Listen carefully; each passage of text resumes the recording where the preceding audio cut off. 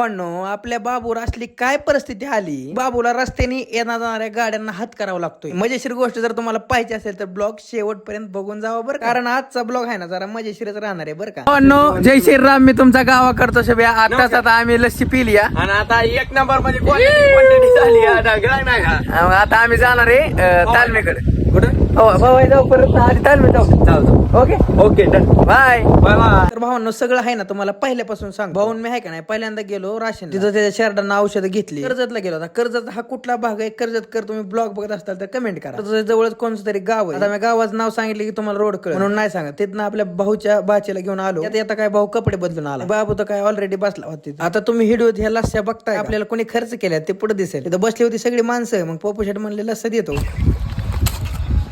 इकडे बघा की ब्लॉक करताय मी.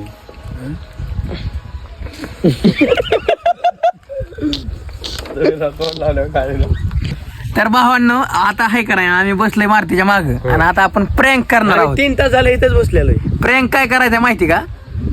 गाडी आला ना बाबूला हात करायला आपण, आम्हाला राशीला जायचं म्हणून.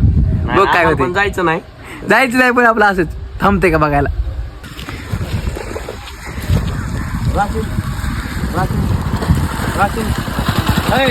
जा ना घेऊन राशीला याला.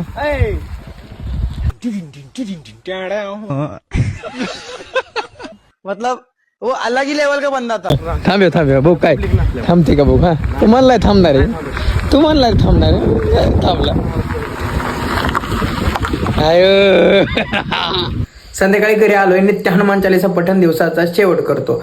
श्री गुरु चरण सरोज रजनी जमन मुकुर सुधारी वर्णव रघुवर बिमलाच्या सौजोदायक फलचारी बुद्धी न तनुजा आणि के सुमिरो पवन कुमार बल बुद्धी विद्या देव मोह रघु कले सबे